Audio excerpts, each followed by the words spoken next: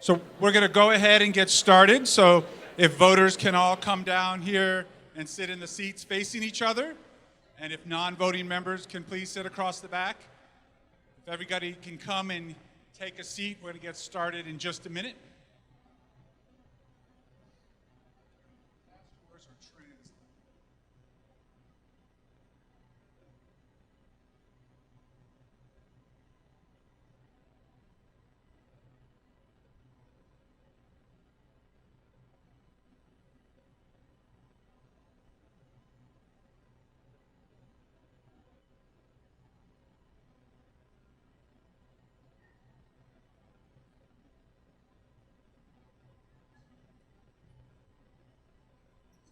All right, good evening, everybody. Welcome to the 5th meeting of the Fresno Transformative Climate Community Steering Committee. Before we get started with business, I want to ask our 2 interpreters to come to the front of the room and introduce themselves and make sure that everybody and anybody who would like interpretation has access. Muy buenas noches a todos. Si alguien necesita traducción en español, sí tenemos dispositivos disponibles para poder facilitar. Good evening to everyone. If anybody brought a guest who speaks Spanish or Hmong and needs translation, we do have equipment available to facilitate. Nhớ chúng ta tao này sẽ đợi cũng bây giờ lo cho tên này lên thì sao tao mong xài luôn là thằng này làm gì cũng nhớ đợi trong tao. So before we get into business tonight, I'd like to invite Pastor Lewis to come up and on behalf of Pastor Binion, who's graciously welcomed us into this house of worship, to welcome us. Amen. I pray for a world one day where no one has to be afraid. A world full of the knowledge of peace as the waters cover the sea. As the waters cover the sea. I pray for a world one day where no one has to be afraid. A world full of the knowledge of peace as the waters cover the sea. Piano would go ding. As though, if I was at home, ding. As the waters cover the sea. Good evening, everyone. I am not Pastor Paul Binion. I am not even able to stand in his shoes, but he has graciously given me the opportunity to open up this meeting on tonight and pray for our efforts on this evening as we approach a really monumental time in our city.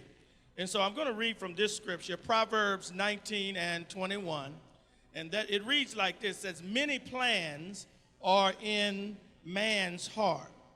Many plans are in a man's heart, but the counsel of the Lord will stand. And so tonight, as we make critical decisions about the future of our city, as we try to work together and get our questions answered, and as we commiserate over difficult issues in our community, tonight as we come together and really set the tone for years of prosperity in Southwest Fresno and in Chinatown and in our downtown area, amen. Let's pray together and pray that even though we have many plans, we have many hopes, we have many dreams, we're going to trust in the Lord to guide us because the Lord's purpose and the Lord's will stand. Remember where you are. This is the West Side Church of God, pastored by Pastor Paul Binion, and anything you do in here that's foul, I'm going to tell. I'm going to run and I'm going to tell it. Amen. So whatever goes on tonight, what we want to do is we want to respect one another, and we also want to respect this place of worship. Amen. Let's pray together. God, we are grateful for the privilege of life. You have honored us with the privilege of being your children. We thank you, God, for allowing us to be adopted into your family. And so, God, now we come together. We come tonight to make critical decisions about the future of our city. Lord, we thank you for all of those that have worked diligently to make this night possible. We thank you, God, for our leaders, and we pray, God, that you would bless every person in this place. God, we pray that every heart and every mind will come to a place of love and peace, and we pray, God, that you will give us the wisdom to work together in Jesus' name. Bless our community. Bless our city. In Jesus' name we pray. Amen. And now we're going to invite Councilman Oliver Baines to come and have words. Thank you. Thank you, Pastor. And I promise to be brief because we want to get on to the important business we have today. But there are a couple things I do want to say. As I've said a number of times, I was very skeptical about this process and what it would produce. It's very, very difficult to ask citizens to come into the role of policymakers as we did, particularly so many of us, over 160, I think, are going to be voting here tonight. But I want to tell you that I stand here today encouraged by what I've seen in this process. It has been difficult. We have fussed. We have fought with each other. We have cried together. We have been honest. And what I think and what I hope is produced here tonight is something that the entire community can stand behind. This is the moment of truth for Fresno. It really is. This is the most unique process that has ever occurred, possibly in the state of California, as far as inclusivity in policy making. This is a historic moment that we're all participating in right now. And that's not lost on me, and nor should it be lost on you. I think that you all will have some fantastic proposals to choose from. I hope that you all get engaged and vote. But I want to absolutely take this moment and mark the historicity of what we're doing. It's historic for our community. And there are a few things, acknowledgments I want to make before we get on to what we need to do. Throughout this process, and you guys have heard me say that what we've done has never really been done before, certainly never been done in Fresno, and I doubt it's been done in California at all. And so we really did make this up as we went along. We weren't sure what was right, what was wrong, and listen, I'll be the first to acknowledge and tell you all that, you know, it wasn't a perfect process. I'm not going to sit here and stand before you and say that it was. We tried to make it as good as we could with what we were doing. We appreciate your indulgence in allowing us to do that, but we know that it wasn't perfect. But it was not without trying to be fully transparent to you all. The effort that we tried to make sure that we represented your interests was done day in and day out, time after time. And I want to take a moment to acknowledge our process team. So what you guys don't know is that after every meeting, and you all see all those plans, and you look at all the stickers, and you look at everything you said, and you look at the final plans that you'll be voted on, there were people every single day that had to come and crunch everything you all told them to make it make sense for this process for your behalf. And they worked tirelessly 7 days a week, day in and day out, to make sure that you all could have something to vote on and present. And I want the process team to come stand up here with me for a minute, because, come up here. What you guys doing? I'm calling you up here. And I mean that, because what happens behind the scenes is extraordinary. It is absolutely extraordinary. And I get the benefit to see it, but I know that you all don't. But these people here work 24/7 tirelessly on your behalf because they believed in this process. And they put their blood, sweat, tears into this on your behalf to give you the product that you have tonight. And it is difficult, difficult work. And I needed to take a moment to acknowledge them, and I appreciate you guys. I don't want you guys to think for a moment I did anything like what they did, right? I get to come in at the end and critique everything that they do. But these folks here worked for you all like I've never seen people work for somebody else in this community. I thank you all. You all are tremendous public servants. Thank you for what you did for the community of Fresno tonight. I am forever grateful to you all. Thank you. So with that, I definitely want to move on, but before I do, I want to call up another dear friend of mine, one of our community champions. Now he works in Sacramento, but believe me, he is advocating for us day in and day out, time after time, making sure the interests of this valley are heard in Sacramento. Now, I have the privilege to watch him in action and watch him work. Some of you in this room do too.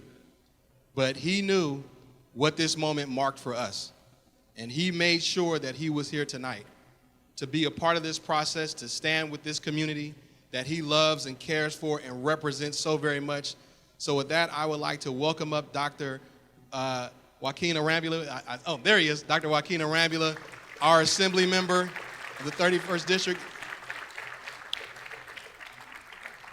And a very, very dear friend. And before I give it to him, I got to brag on him a little bit, because I can tell you that I know a lot of public officials.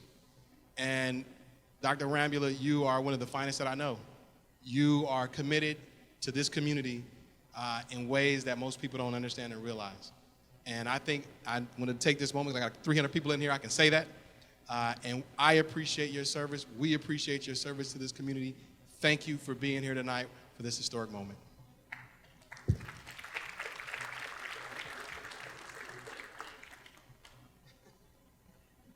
You know, I need to start by thanking Pastor Lewis. I did not know that you had such a beautiful voice, and, you know, we're here again in Pastor Binion's house, and Pastor Kreiner has helped our conversation to move along as well. It is not lost on me that our churches were the glue that brought our community together so that we could have these tough and difficult conversations. And so I find that this is a fitting place for our community to come together and decide what our future will be. Because it is Scripture that teaches us that we must not look to our own interests. We must look to others and figure out how we can help them. Now, I'm thankful for the hard work, the community spirit, the vibrant discussions that we have had throughout this entire process. But I have learned something when I am in Sacramento, which is that I need to listen much more than I do speak. Because I have a way of speaking truth to power and talking about the problems of our community.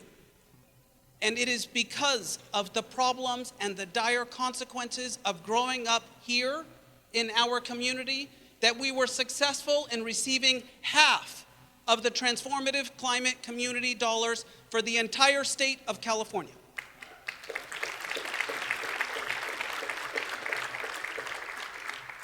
Now, what I have listened and heard from you loud and clear is that we have needs. That we are hungry for change, transformative change right here in our communities. And what I am looking to you today is to make sure that we are united, that we can make sure that we are sending a statement to our state, who is keeping a close eye on us, that we as a community can stand behind the final product that we present today. Because this $70 million is just the start. This is our opportunity to be the front lines for our state of spending public resources to make transformative change. We must show them that this process works, that our community was heard. Now, I am encouraged looking around and seeing so many community members. This is what democracy looks like.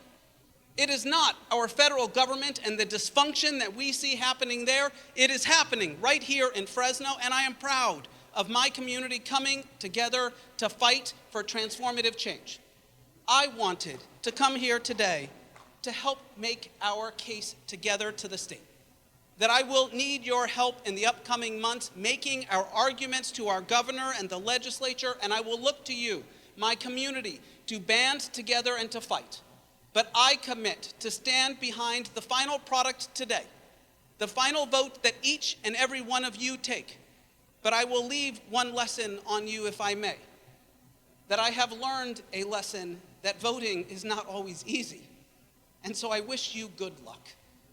I wish you an opportunity to try and find what is compromise and what will be transformative for us. Thank you and good luck.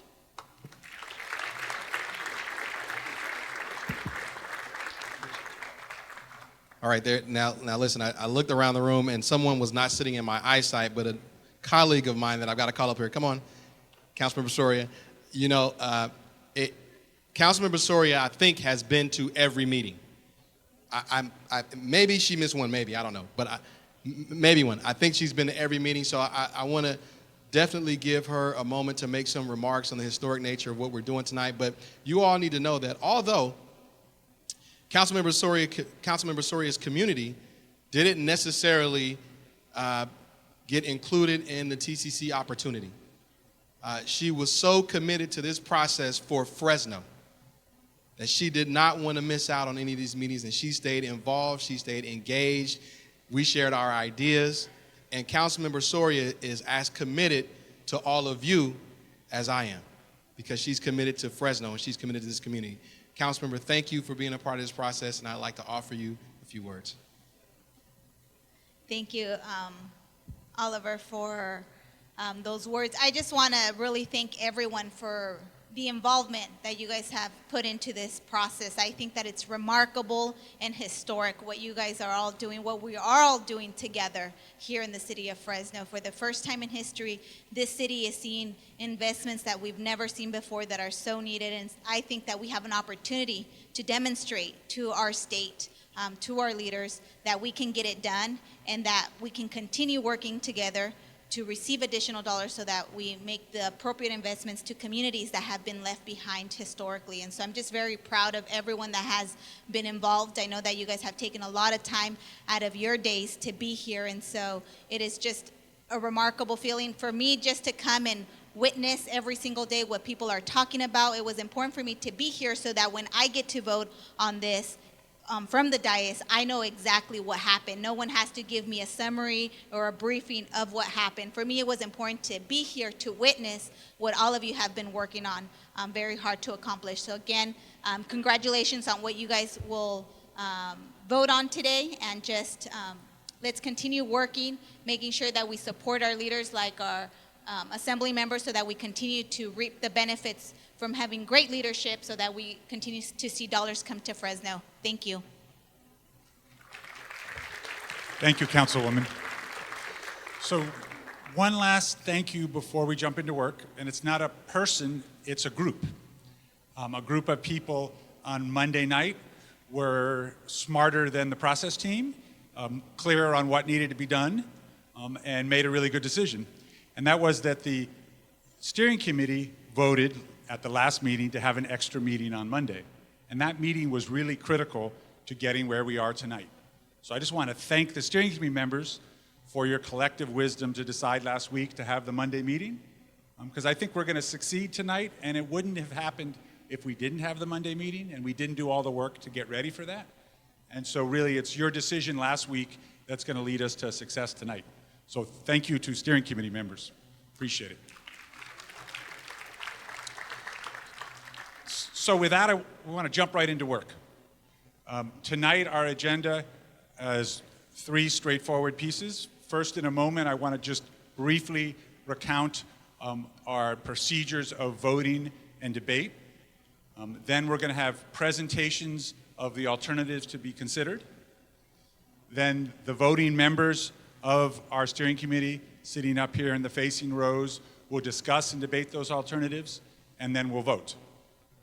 Now, as we go, there's obviously some sub-steps in there, and we'll be very careful to explain and to answer questions as we go, but fundamentally, it's share proposals, consider them and debate them as voting members, and then vote, hopefully vote until we come together with a clear majority and make a selection.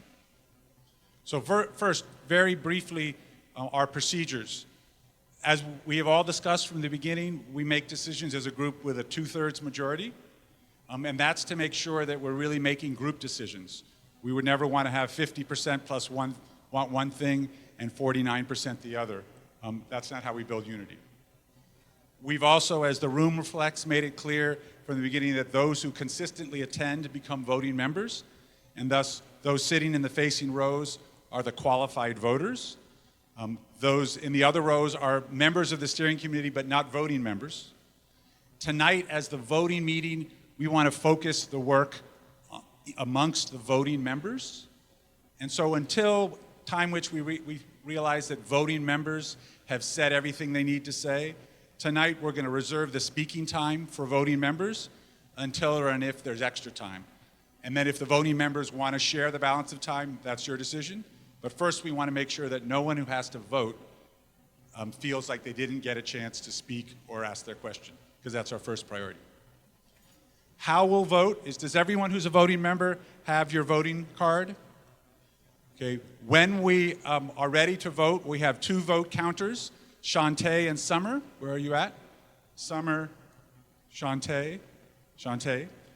When we do votes, and we're going to do a lot of votes tonight, only votes will count are those with extended elbows. We've had a problem with ear scratching with voting cards and miscounts, so please always hold your vote all the way up and keep it up until I ask you to bring it down.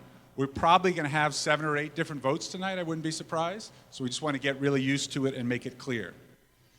Summer and Shantae will always count everybody, compare their number, make sure it's right, and then report it vote by vote on sheets they've prepared, so it's always clear in terms of how we'll vote.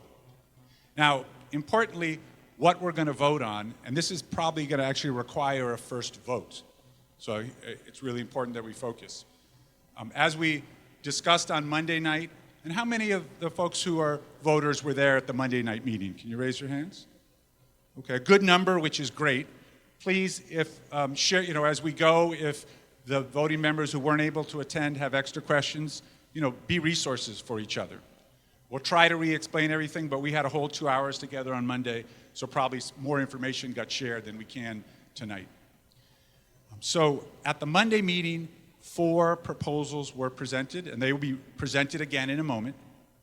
Those are proposals that came out of meeting number 4, and they represented the collective vote of the 17 groups you see across the back of the room. There was a great deal of discussion at the Monday meeting. As I said, it was really critical to our success.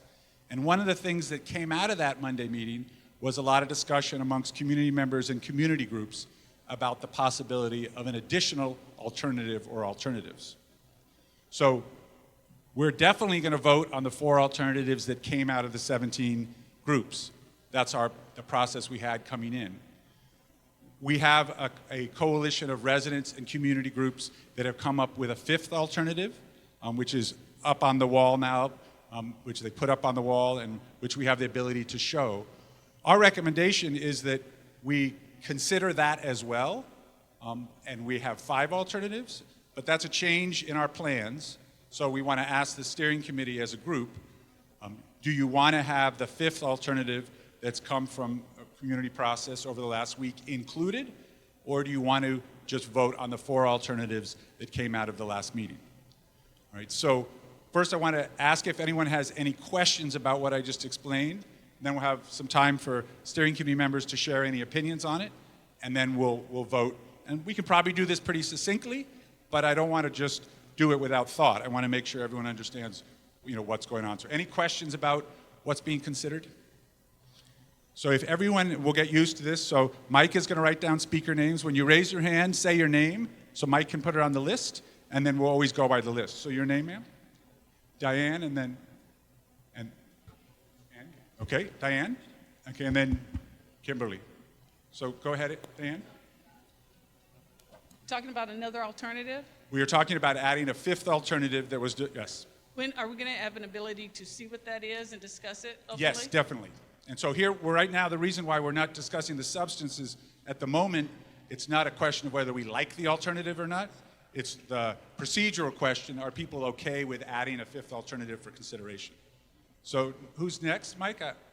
Mike, sorry, Mike, since you're a lefty, I can't see your list.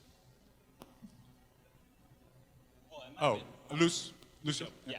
So the question was, sorry, I missed the first part. Who made up this fifth packet? Yeah, You said so it was resident? they'll certainly get an opportunity to introduce themselves. It's a coalition or collaboration of residents and community organizations from Southwest. Okay, from South. Yep. And they would introduce themselves. And again, right now the question isn't the substance, it's whether we want to allow an additional alternative to come in. Sorry, the only reason I brought it up, Yep. just to make sure that this is, I just want to know if this was created by residents of West Fresno. And so, yes, it is. Yes. Number 5 is created. Yep. Good question. And Mike, if you don't mind standing a little back from your list so then I can see it. So who's next? Huh? Kimberly? Oh, that's Kimberly. So I think we just missed someone on the list. We'll come back to you. Go ahead, Kimberly. Okay, so being that we're at an open point right now, one of my other concerns. Oh, Kimberly, we're not at an open point. We're not? No, we're at the point of I just know. deciding this one question.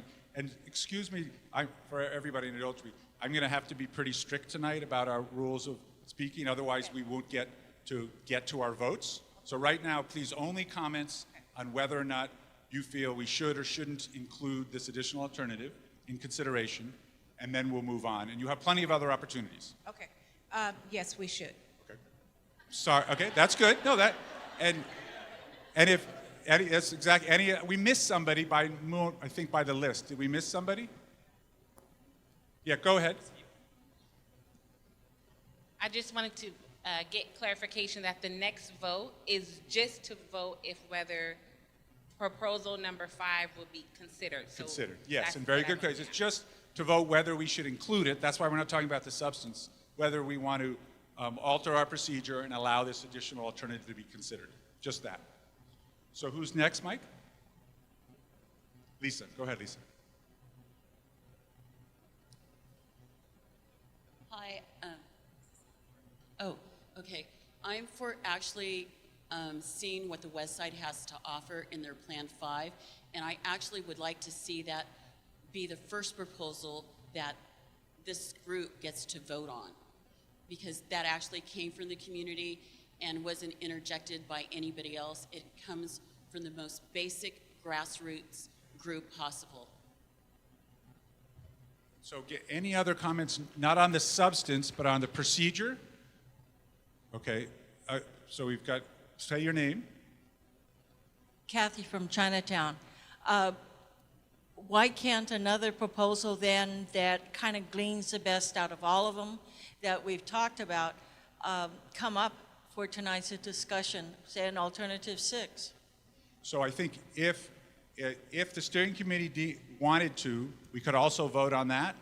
First, I'd like to vote on whether or not to include this proposal that has come up. And so this is you should all, why don't you please pass a mic to Lisa. Okay. I'm sorry. So just to be clear, to make sure that, Kathy asked, could there be a 6th proposal? And I think that would be a question to the steering committee, but I want to make sure we take it one step at a time. So first, in a moment, we should probably vote on whether or not to include the 5th, because that seems like so far there's no voice against it. So let me just ask, is there anybody who would like to speak against including the 5th proposal? Well, no, so I'm not asking about whether we're going to vote for it. It's just whether we're going to consider it. That's why we don't want to talk about the substance. So let's vote on the procedural question. So the procedural, do you want to speak against including it? Yeah, but I think since we've had, again, to preserve our time, as we're starting to act as a legislature, a simple question about the procedure. I have a question. Okay. So, speaking against it, you asked me that. So, if everyone else followed a process and a protocol to get to this point, we got a chance to see these packages before we vote on them. It seems to blindly accept another application before seeing the contents of it is not going within the vein of transparency that we've gone through with these others. Okay. So again, and we're getting used to this. This is what we're going to do all night. We're acting as an assembly now. So people will make comments, pro or con, and that's good because then we're going to vote. And I think we want to preserve our time for when there's comments that would actually change how people are going to vote. So are there any other comments against accepting this proposal? Because if not, I want to go ahead and call for a vote because we want to preserve our time. Any other comments against? So we're not, I'm sorry, I don't want to start to go into the substance of the proposal because, yeah, but again, okay, yeah. So again, let's go ahead and take a vote because we have to be clear on it's not whether we like it or don't like this proposal, it's whether we want to accept including it. So what we're voting on right now, Shantae and Summer, are you ready? Okay. Do you have a question about what we're voting on? Okay. So I know you don't want to speak to the substance of the proposal, and that's all right, but it sounds like people could use some clarification on the background on how the proposal came to be in the first place. Could you share it? Because my understanding is it was a really grassroots process with West Fresno residents. Go ahead, but if somebody want to speak to that so briefly, and again, let's not get ahead of ourselves, because I think people already know what they want to do, so then we should just vote and move on, right? Yeah. So, Mrs. Curry, last word in respect to you, and then we're going to vote. I just want to tell everyone there are no new projects in the Plan 5. There are no new projects. It's just a reconfiguration of things that were already there. I think that's important for people to understand. Nobody presented anything new. Okay, so with that, and you're going to see me through the night urging you forward because you can get a sense of, once it's clear what we're going to decide, we want to save our time for when it's not clear. Okay, so now in a moment I'm going to ask for yay votes. Those are people who want to include the fifth proposal in consideration. And then nay votes, those who don't. When you vote, please raise your card and keep it up until I say bring it down because we want to make sure that we get accurate counting. Is that all clear? Okay, so those, please raise your card if you're voting yay, include the proposal.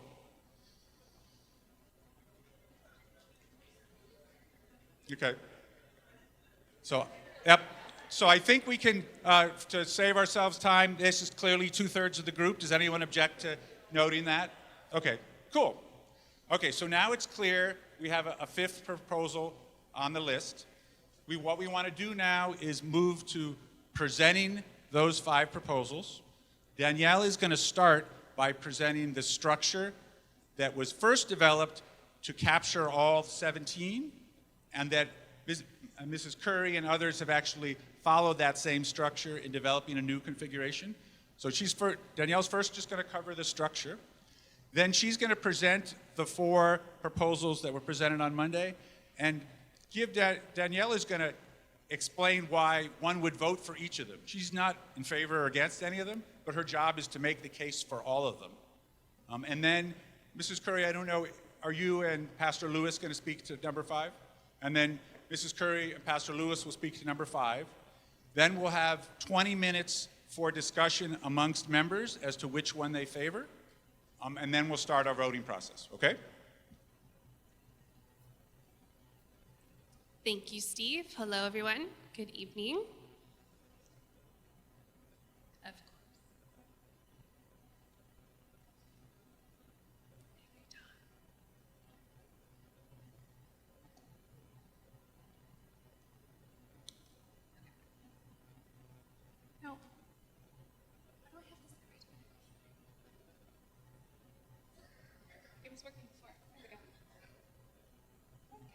All right, so I'm going to walk you all through a background on the structure of the packages first.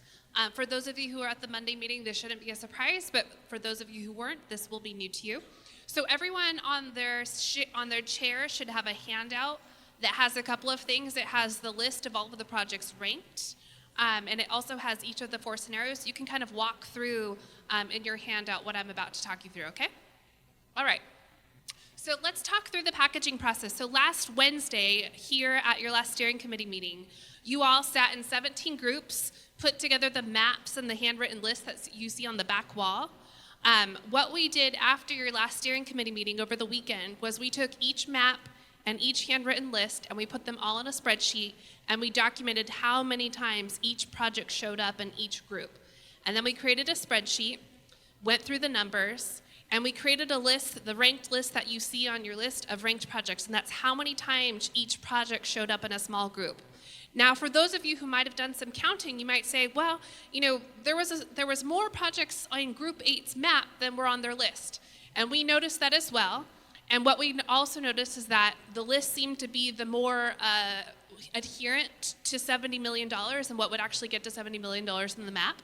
So we went with the numbers on the lists. So every list is where those numbers come from. There was one group last week that didn't have a list, and so for that group, we went with the map.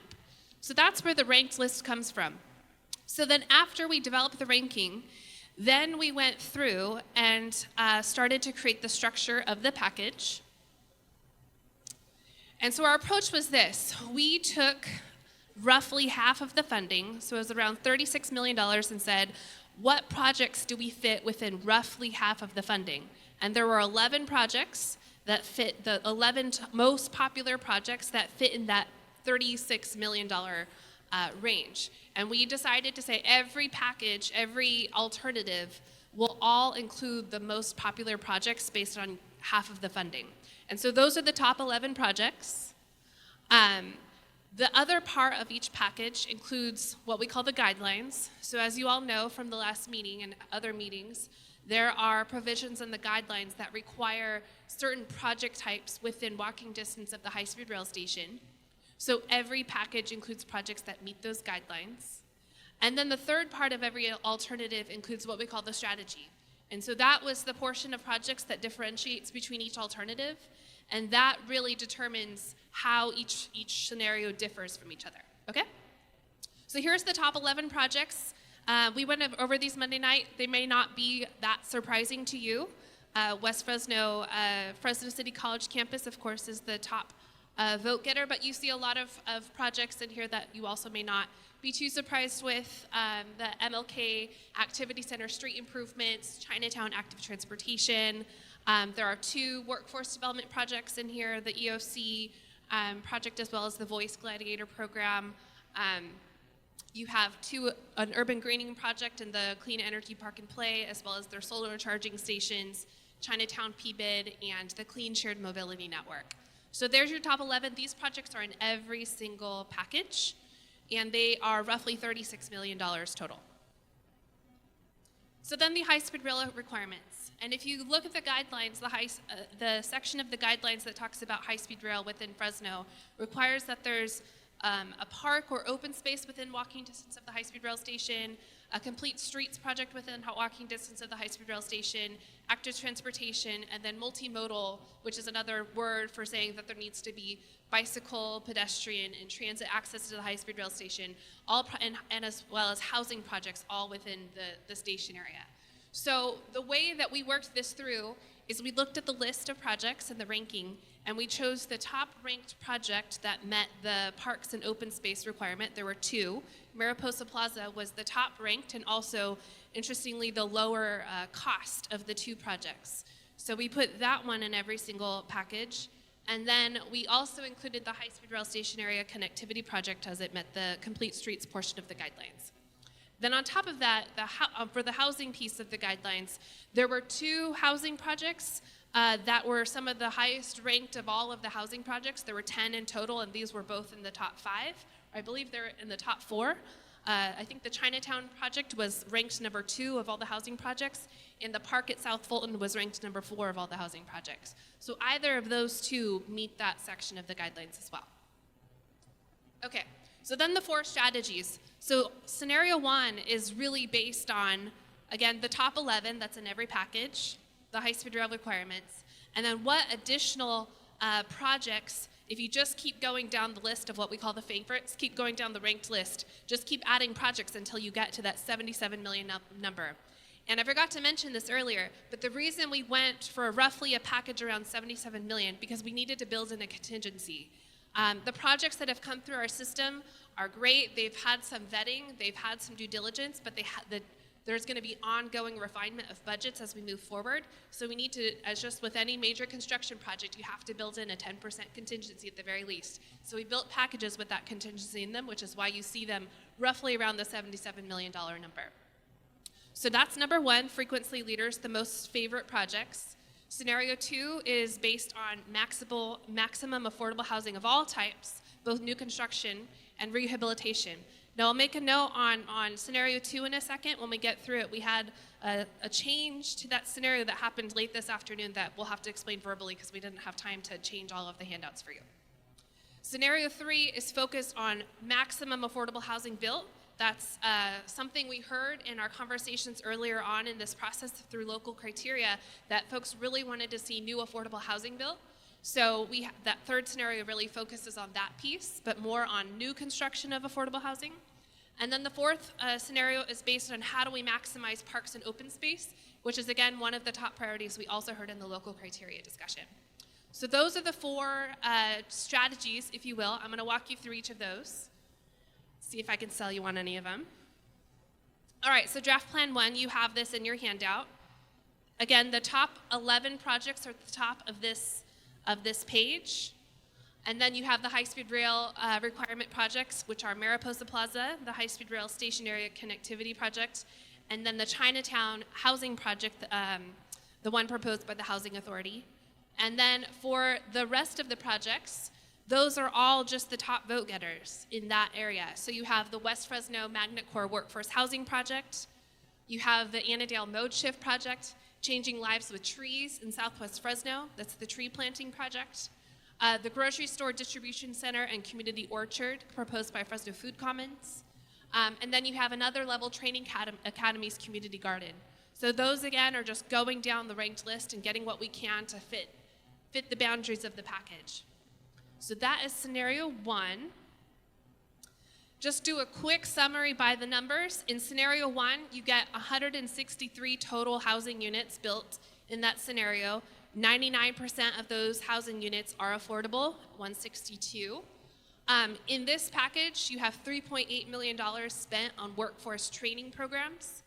And in this package, you have about $10.7 million spent on urban greening or parks projects, parks, open space, community gardens. So this is plan 1 by the numbers.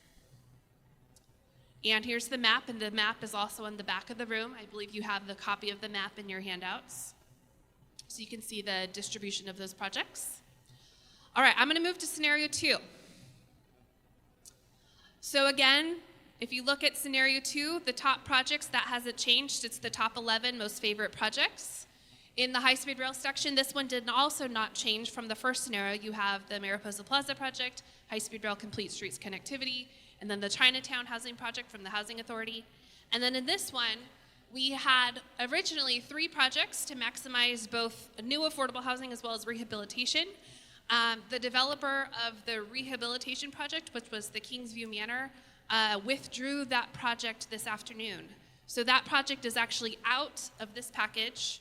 We have redlined it here up here. It's not redlined anywhere else. So just please note that this project, it's project number 19, I believe. No, sorry, 10. Project number 10 is out, and the developer withdrew the project. Let us know this afternoon. So that being said, this is one of the reasons why we built a contingency. This is a $77 million package. That project was asking for $6 million, so we're still at a $71 million project package. It can still be submitted as is. We don't have to make any changes to it. Just wanted to flag that for you. So with this scenario, taking out that project that withdrew, we have 188 new housing units total. 107 of those are affordable, so you have 57% are affordable. Workforce training dollars, you have $3.8 million going into that. It's the same as scenario 1. And then urban greening projects, you have a little over $8 million going into that, $8.3 million going into urban greening. Okay. And there's the map, distribution of the projects. All right, let's go to 3. So 3 focuses again on new housing total. We're trying to build as much housing as we can in this. We've heard housing is really important, so we tried to make sure we had a scenario that really maximized, got as much housing as we can. We know housing is a really expensive thing to build, and you guys have all learned that through this process probably, that housing is by and large the largest ticket item. So we tried to maximize it here. So in this one, top 11 projects still there. For the high-speed rail requirements, there's a slight change. So you have Mariposa Plaza, which meets the park requirement. You have the high-speed rail station area complete streets connectivity project meeting that requirement. And then for housing in this scenario, you have the park at South Fulton, which meets the high-speed rail station area requirement for that typology in the high-speed rail section. And then we also, added 2 housing projects to maximize the number of housing units. The West Fresno Magnet Core project, which was the top vote-getting project or top-ranked project from the last steering committee meeting of all the housing projects. And then Hotel Fresno, which was I believe it was the 5th-ranked housing project of all of the housing projects. So that's scenario 3. Total number of housing units, this is the most that you'll see in any scenario, 237 total. Of that, 157 are affordable. And so that's about 66 or 2/3 of those housing units will be affordable. Money spent on workforce training, $3.8 million. That hasn't changed across any of the scenarios, as you'll see. That's been a consistent number. And then money spent on urban greening, $8.3 million. So this is about the same as the last one. The difference between this one and the one before, this one gets you more housing. And here's the distribution. You have this in front of you. All right, let's go to scenario 4. So, last scenario, this is the scenario that maximizes the amount of parks and urban greening that you can get. Top 11 projects, same in every package. High-speed rail projects, this is same as the last scenario you saw. You get Mariposa Plaza, you get the high-speed rail complete streets project, and then you get the park at South Fulton. For this then, the strategic focus, every single urban greening project or park project that was submitted through our process is on this list. So you have Changing Lives with Trees, you have the grocery store and distribution center, Chinatown Urban Greening Project, the Yosemite Village Community Garden, the Santa Clara Community Garden, the Southwest Fresno Green Trails Project, you have another Level Training Academies Community Garden, and you will have Chinatown Park. So every single park and open space project that was submitted is on this list. So then by the numbers, not surprisingly, you don't get much housing in this scenario. You get 52 units total. 11 of those are affordable with a 20% affordability ratio. $3.8 million spent on workforce training. That's been consistent across all 4 scenarios. And then a total of $34.4 million spent on urban greening. So far and away, more money spent on urban greening in this scenario because it's maximizing the amount of parks and open space and community gardens you get. So that's the scenarios. Steve, do we want to? Okay. We now have 5 scenarios or 5 plans. So Mrs. Curry and Pastor Lewis, can I invite you to come up front because we just want to present all 5 proposals in the same manner equally. And I believe Elliot, who's up there at Master Control, Elliot, did you type in the material so we can put theirs up on as well? Bingo. So he's a very speedy typist. All right, so Mrs. Curry, would you like to come forward? Thank you, Tate. Yeah. And also right now, I'm just going to give a moment. Ushers are passing out paper copies of this proposal, so I just want to give everyone a chance to get that paper. So just and take I'll give you a moment to look at it because you had a moment probably to look at the other ones before we started. And again, we want to have a similar foundation for all the proposals before we move forward. Give them a second to get them. So please give it a read because I know what's up there. Does everyone have one? Anyone missing a number 5? Extra. Anyone missing number 5? Pass them down. Thank you, Kristen. Raise your hand if you don't have a scenario number 5. Everyone got one? Okay, we're just going to give you 60 seconds to look it over, and as Danielle made clear, you should just look at that bottom section which is where the reconfiguration is. So I'll just give you a chance to read it, and then in a moment, right, Okay, looks like folks, give you folks a chance to read. I want to make sure we're all on the same page, literally and figuratively. Okay, people put their pencils down on their desks. So, Pastor Lewis and Mrs. Curry, please present your proposal. Thank you very much. We appreciate the opportunity to share with you. And I need to just say that when we met on Monday, it was not to disenfranchise anyone, but to include everyone. And so we felt very much committed to making sure that everyone got some of what they wanted. And so we were also concerned that there were people who were promoting things that they wanted for our community. They didn't know if we wanted it, but they wanted it. So we wanted to be sure that the people who live in the community had some say on what they were going to have in their community. So we've worked, excuse me, we've worked very hard to be sure to be inclusive. And what we've looked at is the fact that nothing in the top tier really changed. And there were no new projects added. It was just a reconfiguration of what was already there. So we just managed it differently and put it in different places. So I would like to share with you the reasoning for why we made some changes. And also we were aware that some groups had met and we had not met, but we felt compelled to do it in the way that we did to be sure that everybody had a say. So we talked about,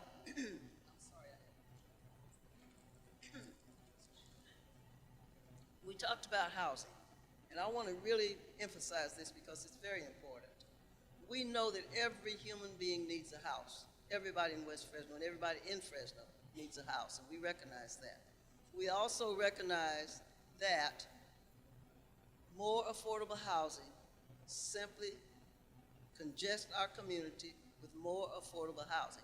And what happens when affordable housing doesn't move in the way it's supposed to, it becomes low-income housing, and low-income housing becomes Section 8 and whatever. And so what we're hoping for in our community is to have some market value homes built, and there's a process in place being worked on as we speak to bring market value homes. There are a lot of people who want to live in West Fresno, but they're looking for a nice home to live in, and we want them to have that opportunity. So we're trying,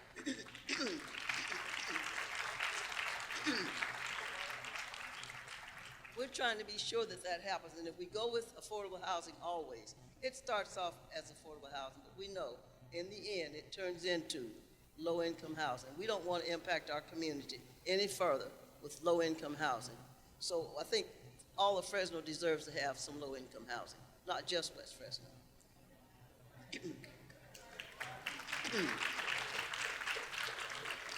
We put some emphasis on the city college because, let me just get some.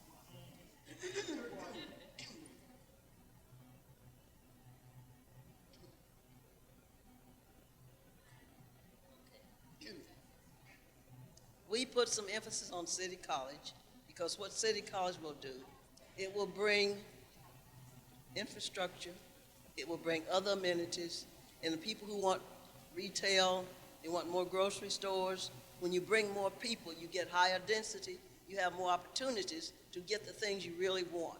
So we want to be sure that we're not just overloading ourselves with low-income housing. Job training is very important because our people need to work. They need to have better incomes. Better incomes calls for more spending calls for more taxes. And the things that build communities, that's what we want. And we want our community to be as viable and as important as any other community in the city of Fresno. When every area of this city is made whole, all of Fresno is better off. Now, this process wasn't perfect. We found fault in it, others found fault in it. But it worked out. It worked out that nobody got everything they wanted, but everybody will get something that they want, and that's the democratic process. So we hope that you will embrace that, and we'll take a look at what we tried to do, because we really want you to understand that we need we need all of us to participate. I'm concerned about what you need, and you're concerned about what we need, so we combine our efforts, and we do for each other. That's the American way. That's the democratic way. So we're asking you to look at Plan 5 and give it a good hard look, because it does include everyone. We didn't omit anyone. Maybe Pastor Lewis had something to say while I drink some more water. Okay. While she drinks some more water. Okay. So I think, okay, I'm not supposed to call her Mother Curry in public. I'm not supposed to say that. Our relationship go back to the 1960s. For y'all that don't know, this ain't just a Fresno thing. And so we go back to the 1960s. But anyway, so we wanted to provide an opportunity on Monday and we put it on Facebook just in case there were people that were not part of the Monday meeting. But we invited West Fresno residents, and that's exactly what she said on Monday, to come and meet with us at Rising Star so we could hear. We didn't go in the meeting intentionally saying, oh, we're going to create a plan. It really just evolved organically. And so we want you to really consider that this came from people that loved West Fresno enough to stay up till about 10:15 at night in meeting.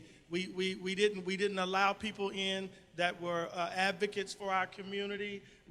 These were residents and people that have history in our community. Now, that being said about Southwest Fresno, we also were very careful, I think as Mother said, we were very careful to not destroy what you have been working on. We were very careful to not eliminate the interest of, say, Chinatown or downtown. And so we've had conversations with people to just reassure them, and I think we got positive responses. You'll be able to deliberate and have conversations with people from Chinatown and from downtown to see how they feel about this plan. But we didn't come in with just a Southwest Fresno emphasis, but we believe that the strategic focus of Plan 5 really is the best focus for our city. Thank you. You want to say more? I would just like to share one other thing with you. I'm a resident of West Fresno for 60 plus years. I have never lived anyplace else in West Fresno, in the city of Fresno, except West Fresno. My husband did business in this city, in this area, for 50 plus years. And we have a commitment to this community. I've worked in many task forces, committees, commissions, all on behalf of us. And I know if West Fresno is made whole, all of Fresno is better. So I'm asking you to please give serious consideration to this, because when I moved to Fresno, Fresno Community Hospital was a white frame building. The airport was a redwood building. We lost 2 grocery stores out of West Fresno. Fig Garden really had fig trees where there were figs. That is no longer the case. All of that is gone. But what also happened, West Fresno deteriorated. We lost our grocery stores, we lost businesses, we lost everything. And we have a lot of unpleasant things in our community that we have lived with for years. I have personally, along with many others in this room, worked on the Darling process for 12 years. So my commitment is very strong to this community. And I want you to know I'm not going anywhere. I never wanted to come to Fresno, but I'm here, and I've made the best.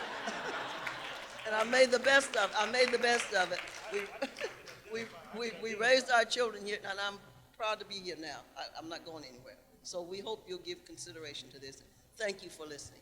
Thank you, Mrs. Curry. Thank you, Pastor Lewis.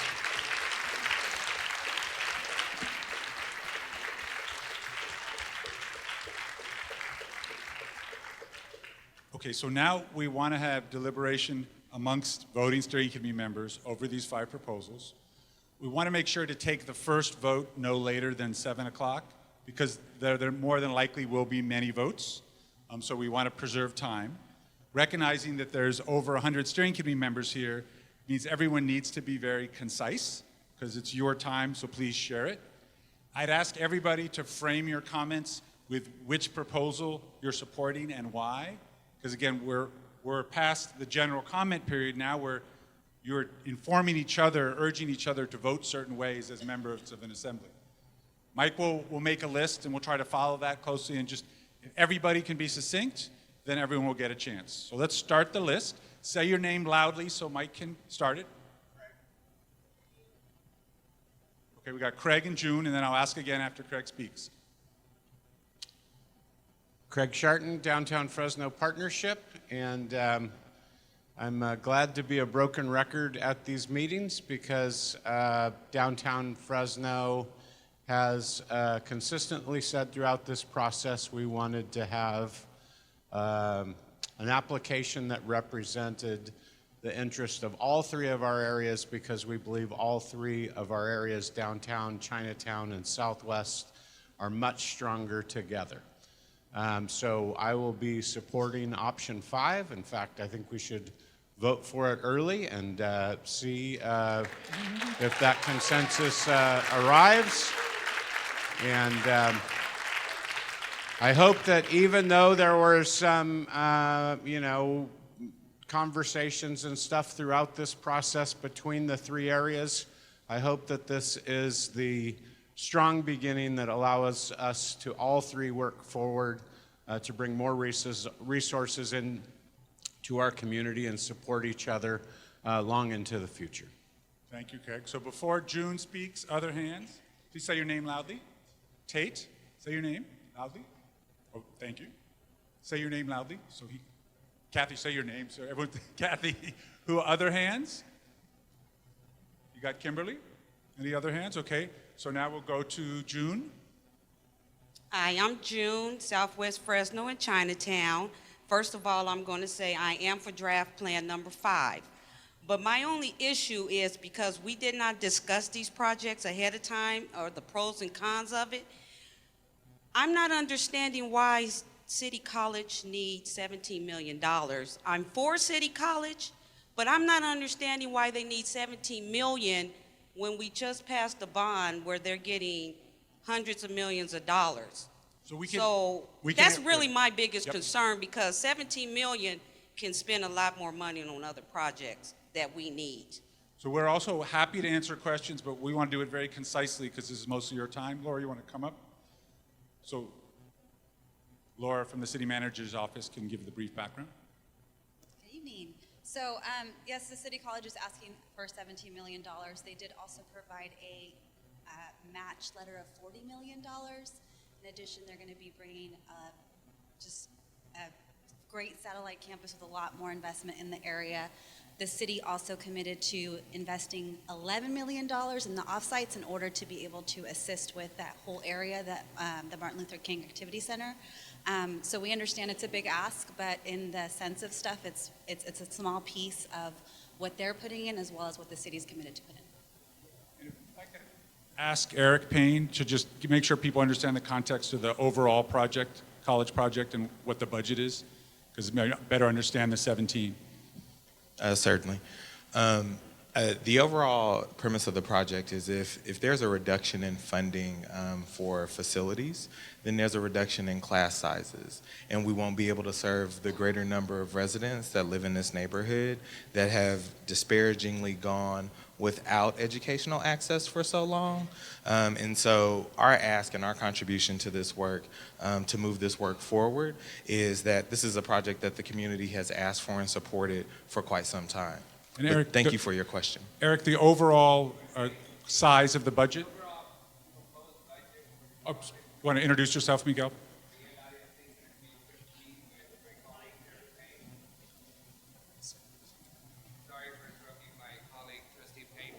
We do a pretty good job of interrupting each other. So to your question, 17 million is a significant ask. However, our commitment to this project is between 80 and 90 million for the full project. So that's the amount. If you, just for comparisons, Gaston Middle School, that's across the street from this proposed area, costed us about 35 million. We want to have a college campus that's a lot better and bigger than our current middle school operation. So it is going to be a significant commitment from State Center to build a first-class facility, and program needs to come along with it to be able to achieve it. And with that, we need everybody's commitment. Thank you, Miguel. So before we go to Mr. Hill, any new hands? Say your name loudly. Any other new hands? Okay, so Mr. Hill. I'm Pastor Tate Hill, so you won't mix me up with my son. I gladly am encouraged to vote for project number 5 because I'm excited about the work that is going to happen here in this community and the transformation I've seen in only 40 years. I'm excited about that, and so I gladly want you to support project number 5. Thank you. Thank you. So Kathy, I believe, is next. Thank you. I like Plan 5.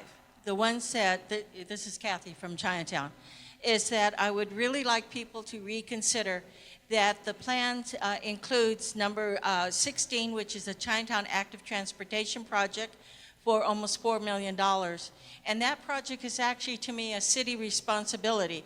And if that could be taken out of these state funds and put into another housing project, which would actually help the economic growth of Chinatown, to me, that would be acceptable.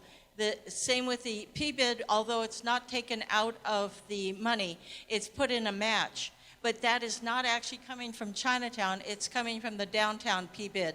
And part of that, when West Fresno talks about other people talking about what folks think that another area needs, that's really quite blatant to me. The other one that is for the mixed-use housing by the Housing Authority, we do need that, but we need the other end of the street to be anchored by the Chinatown lofts. This one is, for me, the greening of Chinatown also is a city proposal. It's not from a community group, and people need to look at those, that you have people from outside the community making decisions of what they think is the best for a community. Thank you. So, Kathy, if you could come up and make sure that Rodney gets all the numbers you were speaking to, because I want to make sure they get in the notes. And just so folks know in general, what we'll do if there are amendments, be they friendly or otherwise, we'll note them all. We'll have a first vote with all the proposals as they are. If after doing that, we don't get to a 66% agreement, then we'll work on amendments. So we'll want to, any suggestions of amendments, we'll record them all and come back to it if we need to. So new hands, Sarah, Gary, I thought there was a new hand back there that I missed. Louisa, okay, and Mike, who's next? I can't see through you. Sorry, where's the hand I missed? Okay, Kimberly, go ahead. And then Denise. Kimberly Tapscott Munson, representing Southwest Fresno. Just a reminder, I had to go to the Fresno Bee for archives to get our reminder, our first advertisement that told us about what we were planning on doing today, here and now. We are making history. We are revitalizing Southwest Fresno with also an emphasis for Chinatown and Fresno. My vote is for Project 5. We stayed up late Monday night and we talked and had the conversation and the dialogue to determine what was best for Fresno. And this is a plan that Southwest Fresno residents came up with. Please, we ask for your support. Thank you. So let's take several people, see where we're at on time, and then we'll take more. So the next person, Miguel, did we already cover Miguel? But Miguel, did you say what we were going to say? Okay. So Lisa? Hi. Most of you guys don't know me, but I'm also a retired planner from the state of California, and one of my jobs was actually to do grant reviews. And in my retired professional opinion, I really like number 5. I think that it is incredible. I think that it is incredibly feasible that it will entirely get funded. I like the fact that the West Side residents looked at scalable funding to be as inclusive as possible.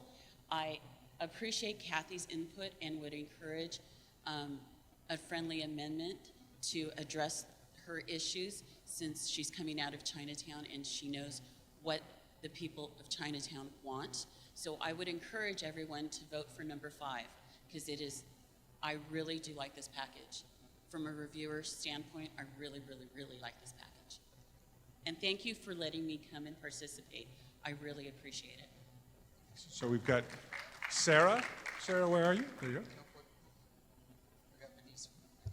Okay, well, Denise will come right next to you, right there. Hi, I'm Sarah.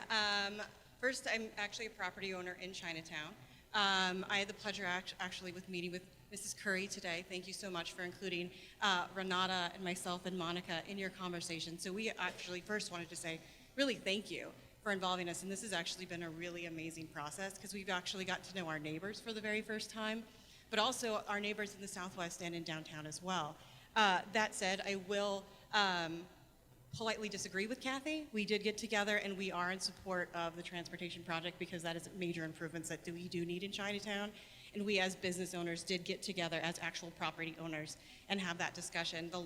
We had it Tuesday, we had it today, and that's what we actually came together and agreed upon. And that's the property owners that are here, Monica, myself, Arthur, and others. So we would like to keep that in personally. It would be really helpful for ourselves. Granted, we're a year into Chinatown, but we're young investors that are all under the age of 40 that really are, this is our big deal. So we'd really like this. Pardon me, Venice, we skipped over you. I support 5, sorry about that. Hi, I'm Venice Curry. I am in support of draft number 5 for the reasons that you've already heard. But I also want to just say thank you to the people who have been working really hard on this, that are just our residents, our community members, our families, our moms and dads, our sisters and brothers, who for us are the backbone of the community. And this draft 5 really does represent what neighbors tell us all the time. My organization does a monthly canvas where we talk to residents face to face at their door. And this plan reflects what they have shared with us. The concerns about housing, the concerns about job training, and making sure that our neighborhoods get completed. And what we are trying to do in Southwest Fresno is complete neighborhoods that have been unfinished for decades. So we are supporting this plan, and we're really happy that we have been able to interact with Chinatown residents and with some downtown residents. But really, we want to see Fresno made whole. We want it to be healthy, but we also want West Fresno to be healed. And this plan for us does both of those things. So we do really hope that you will support it. Thank you. Thank you.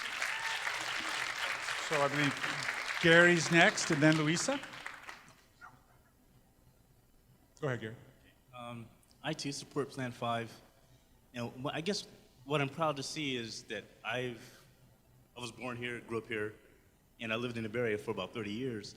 And what I've seen was communities become gentrified because they didn't do what we did here. And what I hope to see happen here is that we don't become gentrified because now as a community we've come together to decide what we want and what we need for our community. Of course it needs improvement and we're going to do that. But I think that we need to stay together from this day forward to avoid gentrification because it's coming.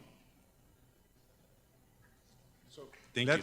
Thank you, Gary. Let's get additional hands, and we should all watch the clock together.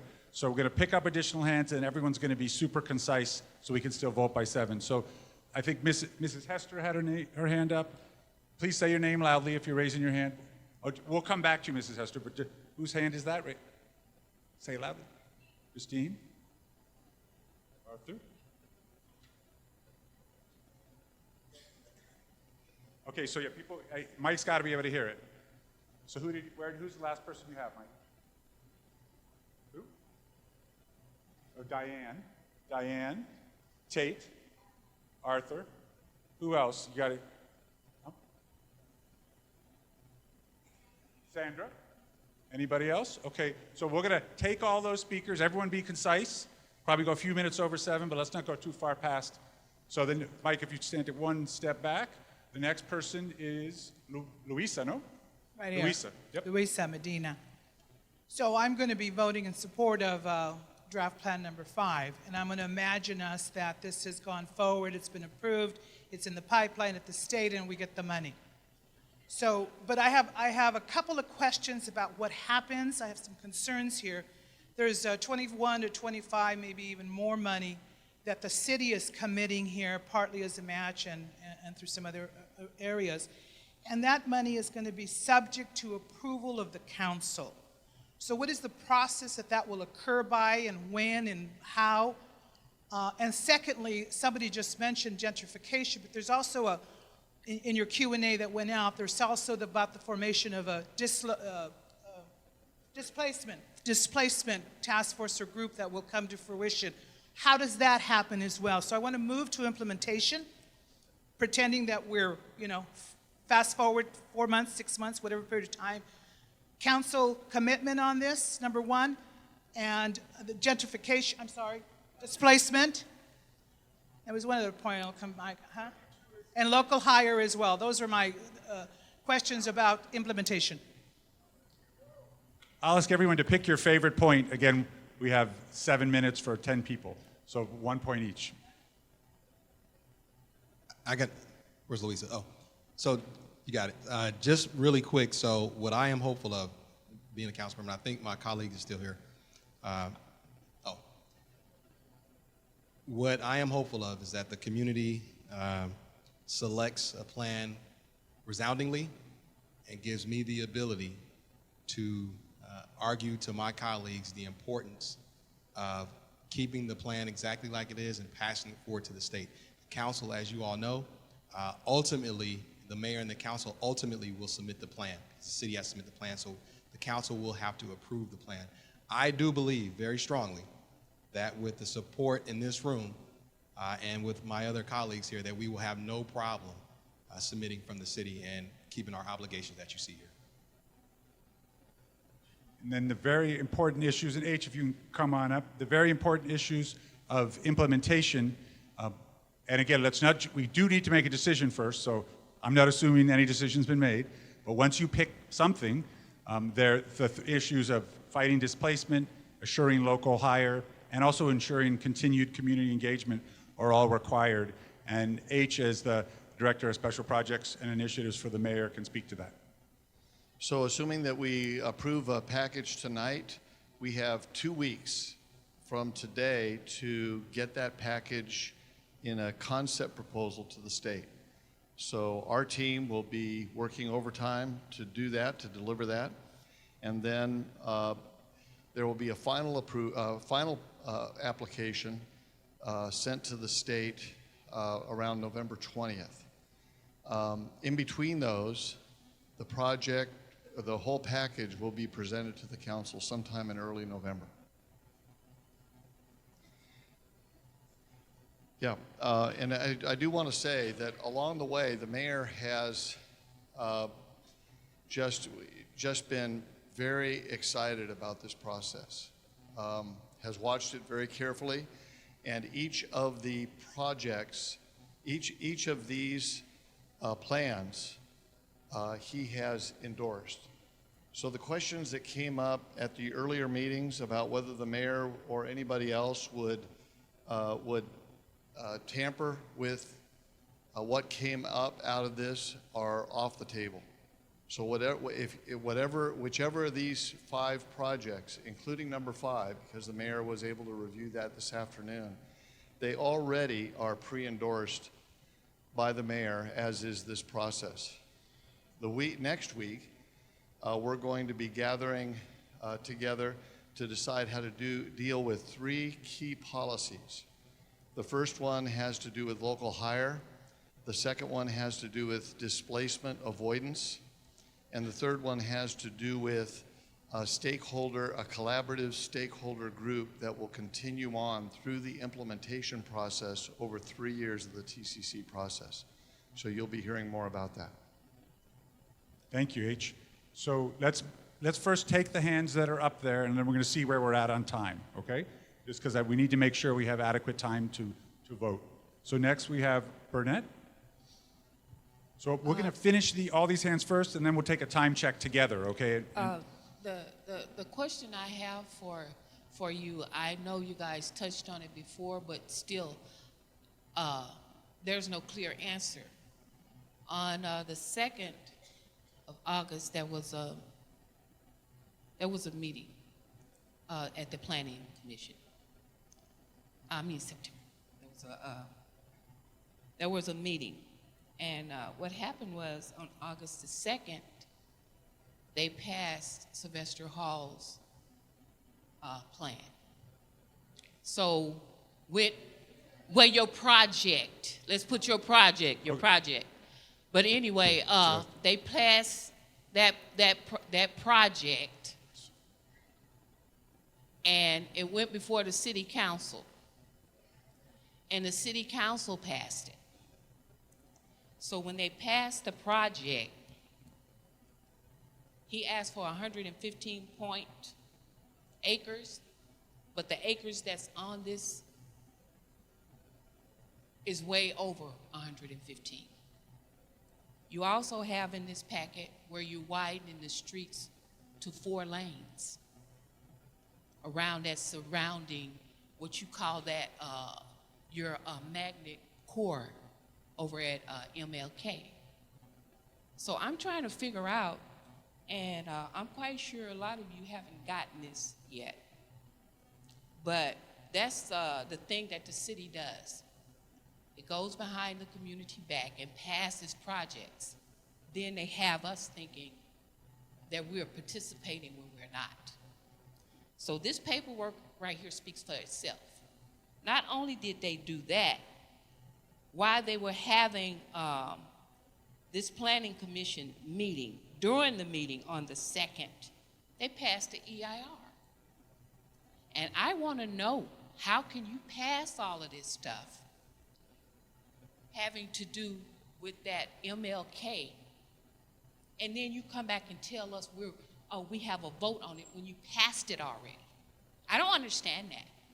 So let me first answer the TCC part of it, and then Sophia, who's one of our city planners, can answer the planning part. So the TCC part is the August 2nd meeting, and anything that was or wasn't approved then doesn't have any implications for TCC.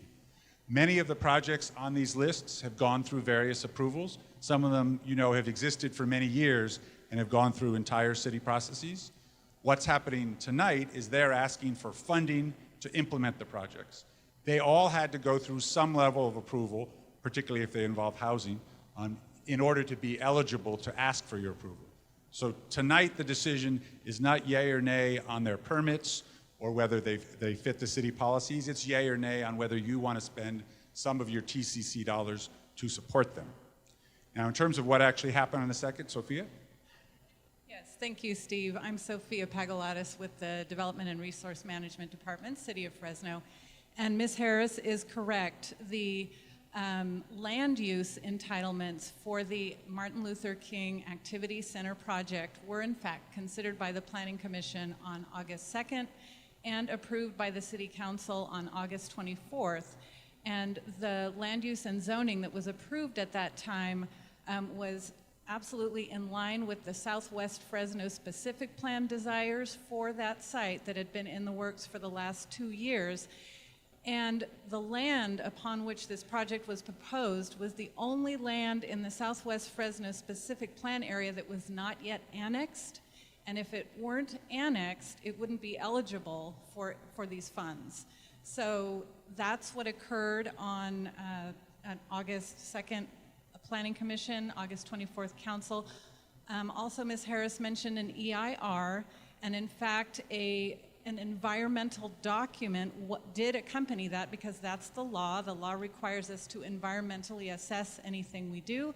So a mitigated negative declaration, to use planning jargon, was considered and certified along with that project. Thank you.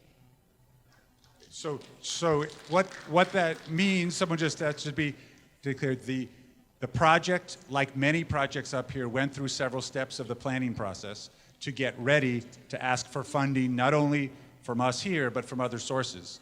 What's in front of you tonight is whether to support one of the proposals that may include funding aspects of the MLK Activity Center. That's your call whether you want to fund it. It's a project that exists and is going through the city process on its own. So let me check with the group. We have 1, 2, 3, 4, we have 7 people on the list. I'd like to honor those 7 and then take our first vote, because again, acting as an assembly, it's important that we get to make the decisions, and I want to make sure we do that. If it turns out we have a clear vote, then we know we've done that and we can consider if there are any friendly amendments. But I want to make sure we have time to make a decision. So is that all right? We're going to take the 7 people already on the list, and then we'll do our first vote, all right? Well, yeah. Up? 5. Yeah, so we'll take these 7 quickly. There's voices for both. Everyone be short, because some folks want to vote already. So, Mrs. Burnett?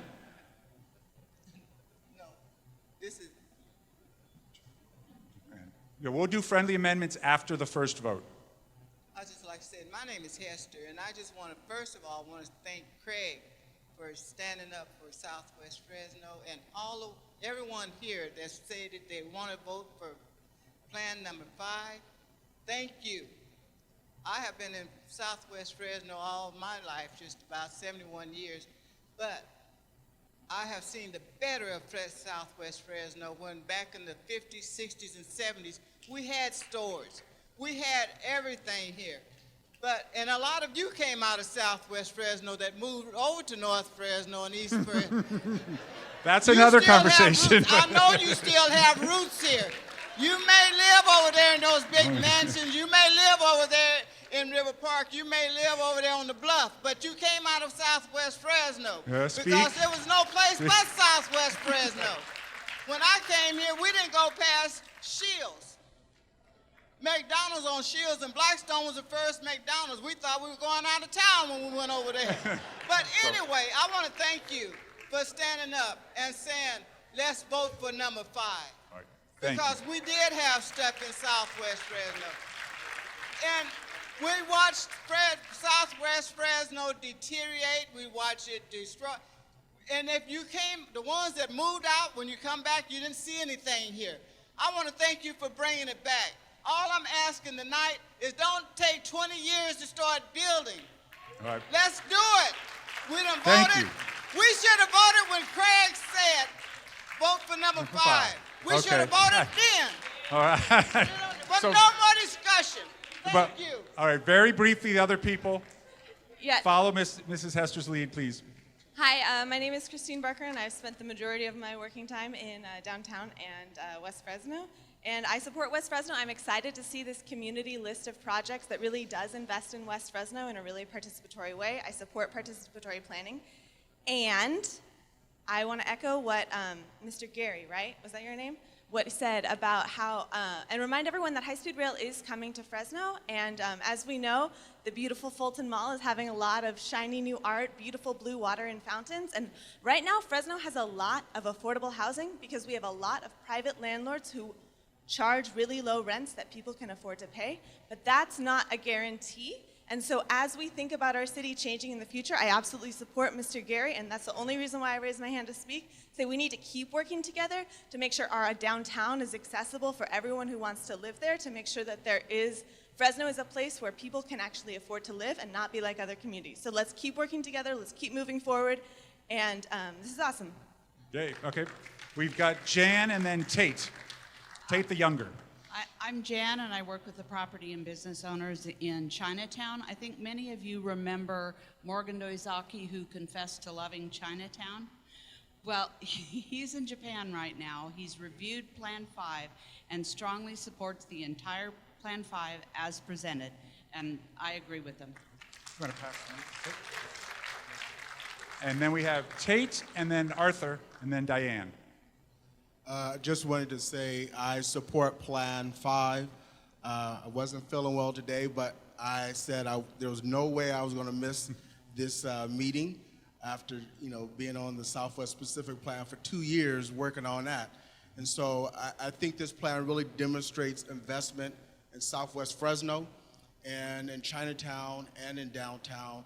And I hope we vote for Plan number 5 today, but we also continue the fight when we have to go to City Council and to our mayor and also to the state. Thank you, Tate. We got Arthur and then Diane. All right, my name is Arthur Moy. I'm owner of Full Circle Brewing, one of the owners.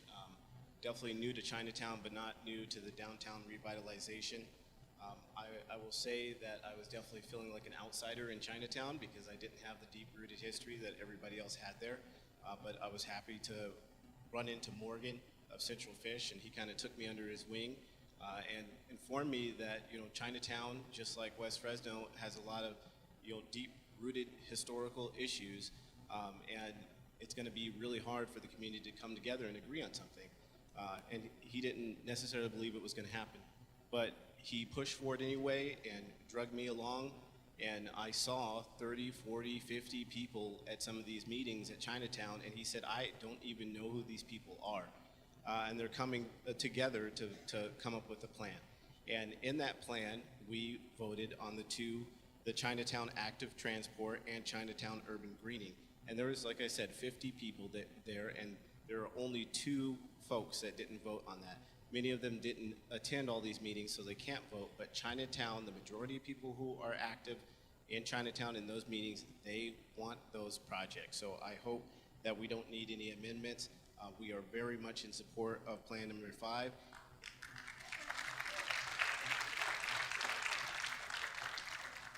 And I'm sure a lot of people realize that Chinatown is a gateway. It's a gateway between the West Fresno and downtown, and it's what's exactly off the 99, and it's what we will be representing for Fresno when people get off that 99 to get on the new, beautiful high-speed rail. So I would say Plan number 5.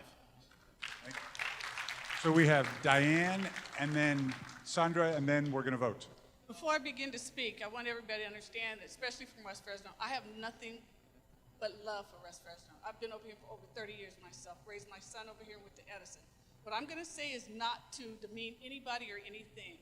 What I'm going to say is I took the opportunity today to read the bill, to read the Senate comments and some of the other comments, and some of these things say just this: limit eligibility for programs to disadvantaged communities.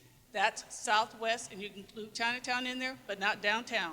Downtown has been revitalized. They're doing all that work down there. We are the reason for the money coming here. Our census tract, that is where the money needs to go. So any program, as far as I'm concerned, that deals with downtown, I'm going to tell you right now, I'm not voting for it. Only those that relate to dealing with Southwest Fresno and getting Southwest Fresno back to where it should be, that's where our focus should be. Thank you. So in a moment, we have Sandra, and I just want to ask, I know there are some other members who have been raising their hand, and this is, in the end, a decision for the steering committee. So I want to just, we don't need to take, we'll do a show of hands to see if it's clear. So the question at hand, we'll do a quick vote, is whether people after Sandra want to move to vote, or if people want to have additional discussion.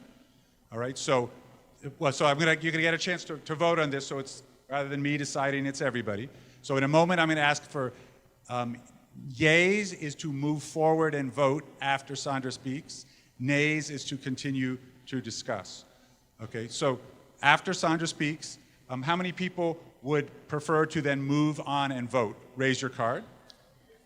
Okay, okay. Right. Terrence, sorry, Terrence, no, the rules are all the same for everybody, Terrence. Terrence, no, I'm sorry, Terrence, it's not, there's no exceptions. There's no exceptions. Don't worry, we're not going anywhere afterwards. No, I'm sorry, you saw the clear vote, right? So we've got to apply the same rules to everybody. So Sandra, please speak. Thank you. I'll be very brief. I just want to take a moment to thank all of the community members and residents from Southwest Fresno, from Chinatown and downtown for really sticking through this very tumultuous and difficult process. I want to thank folks for sticking with Fresno Building Healthy Communities and many other community members and community organizations, and sharing with us and everyone present your desires and your vision for One Healthy Fresno, and your vision that we get to One Healthy Fresno by investing in Southwest Fresno. And so today I stand in gratitude for allowing me to join that fight and that effort. And I also stand in support of number 5, and I ask and I urge each and every one of you to vote for number 5 today, because when we look at the TCC requirements and the intent of that program to create health, economic opportunity, and start to reduce pollution in the most impacted communities in our state, we have to start in Southwest Fresno. So I think that number 5 will help kick that process off. It is not the end all or the solution, but God, it is a good, great start. So thank you. Okay, so now we're going to vote. Remember, this isn't the end of the meeting. Sorry, Mrs. Curry. What do you want to speak? No, I'm sorry, Mrs. Curry. It's the same rules for everybody. No, same rules for everybody. The meeting's not over. We're good. I know, no, same rules for everybody. That's really important. So we're going to, Terrence, you could speak after we vote. Same rules. No, we're going to vote now. People clearly voted. So we're going to vote. Our two vote counters, please come up. Yeah, our vote counters, please come up here. So what we're going to do is we're going to vote on all 5 proposals, all right? So as we go down the list, remember, you're only voting once. We're going to watch, but you're voting once. We're going to start with proposal number 5. We're going to go down 5. And please, we want to vote for all of them, and we want to actually count, because this is clearly a historic moment. So even if there's a lot, let's say everyone votes for 2. We still want to count the other ones, right? Because we want to know. So, right? And then once we do that, depending on the result, we'll decide on the next steps, okay? So in a moment, I'll say a number, and then everyone who's in favor of that number, raise your card and keep it up until we say we've counted, okay? Once. People can vote one time, and if you see someone voting twice, please call them out, and remember, hold it up high, all right? So first, anyone who wants to support number 5, please raise your card and keep it up until we say take it down. This is yes on 5. And remember, it's going to take some time, so keep them up.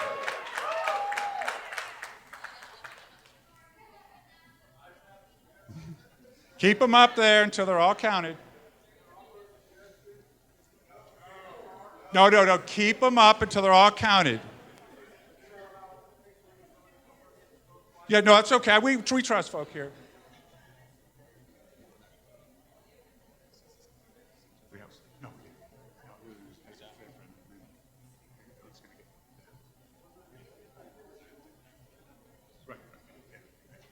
So keep holding it up there.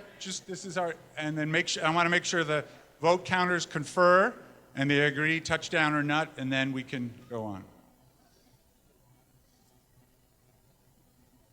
Yep, lots of pink. I saw pink at another event that was important recently.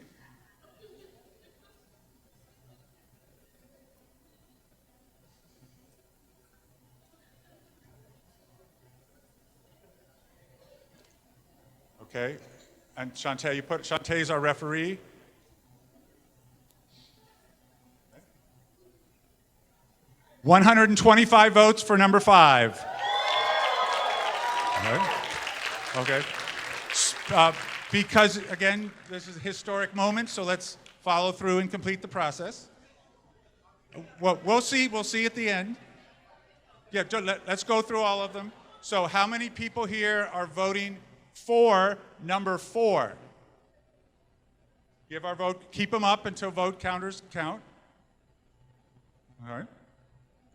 Okay. You got vote counters, you done? Okay.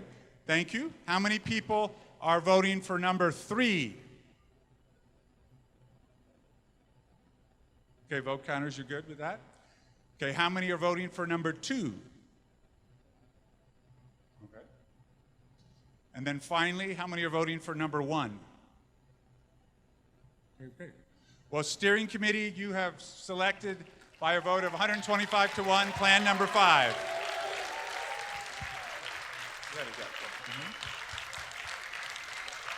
Now, don't leave because we want to, but please celebrate the moment. So please do stay, though, because the night's not over. Okay? So, please, folks, sit down. We want to make sure to honor our members. So we have 2 important things to do. First, we had an amendment that was proposed, and we need to let that member propose that if they desire and vote on it. We can do that efficiently if we all focus. Well, I think just to honor the member, I think this will be relatively straightforward. Kathy, given the context of the vote, do you wish to propose your amendment or not? Okay, so allow her to articulate her amendment, and then we can have a vote whether to accept it or not. And Kathy, if you can you sense the room, so be succinct.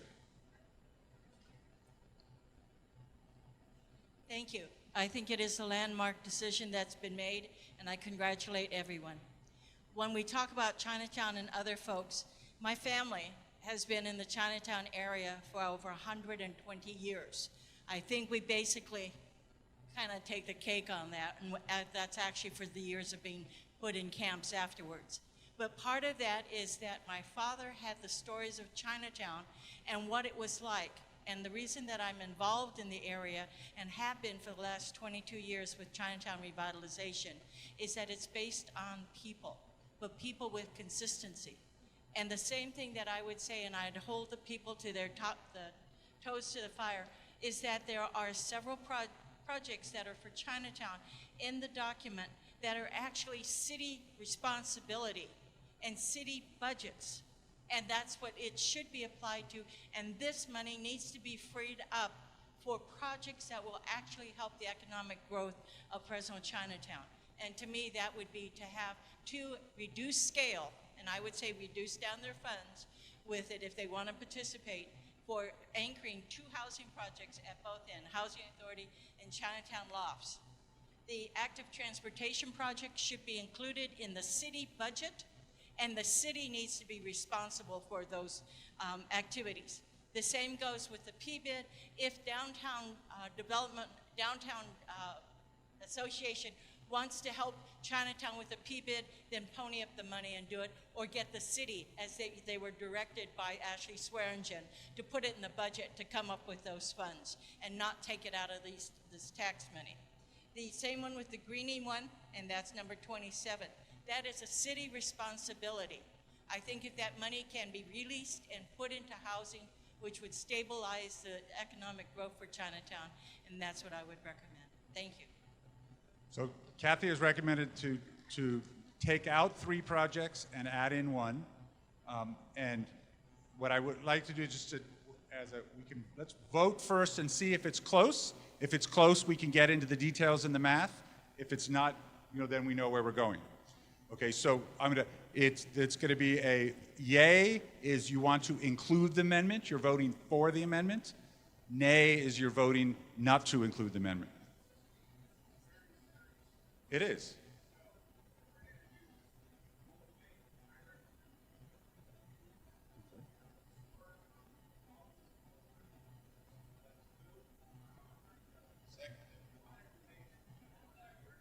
Okay. Okay.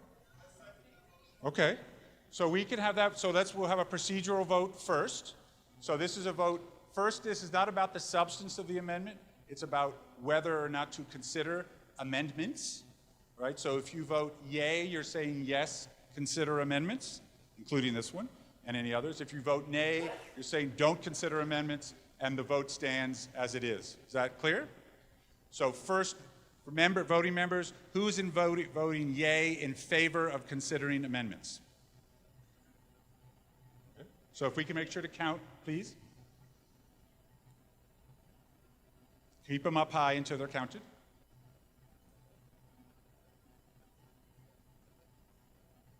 You can use a fresh sheet there in the back. Extended. Keep them up, please. I'm sorry, we want to make sure we catch everything. You can just use a fresh sheet. You don't need to use the proposals. So how many yays did we have? We had 9 yays. How many people vote no, we shouldn't consider amendments? Okay. Yeah, so that's clear, right? Everyone agrees we don't need to count them. Okay, so we won't consider any amendments. Thank you, Kathy, for offering. It's in the spirit of an assembly. So our decision is officially confirmed. We've selected project number 5, and we're going to move forward clear in great unity. Now, Councilman, before we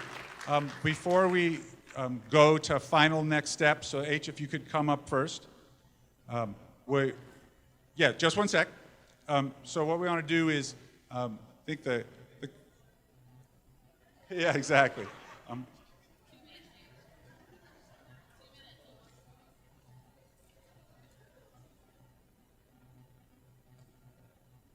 So let's do next steps first. So maybe H, if you would repeat next steps, and then if we have any questions about them. And I'd urge everybody, if in fact you have perspectives on next steps, this is an important moment. I don't want to end with a lot of details about next steps that not everyone's concerned about. So please do ask your questions. If you have comments, let's be able to make them concise. So the next steps is be thinking, praying, and sending blessing down to a group of folks at City Hall who are going to be working night and day over the next 14 days to get your proposal to the state in a form that is strongly accepted. Secondly, I wanted to say on behalf of the mayor that he was really excited about the proposal that you have chosen tonight for all the reasons that have been stated. He's not here tonight because there is a very painful discussion taking place in Clovis North area. And he is up there with his granddaughter as a part of a group of folks that are carrying on that discussion, and felt like that family commitment was important, would have loved to be here with you. But he does strongly affirm and is grateful for this process. And so on his behalf, thank you, and he looks forward to working together. Over the next several weeks, you'll be hearing more about ways that this is going forward, but right now we're looking at 14 days of hard work. So thank you for voting so powerfully tonight. This is one of the other things that the mayor is very committed to, is that this be the first wave of resources along a conduit that connects Southwest Fresno, Chinatown, and downtown in a decade of development. So thank you. You can stay with me in case there's next step questions. So, yep. So we want to see if there's any hands on next steps. Say your name loudly so Mike can put it on the list. Sir, say your name loudly so Mike can put it on the list.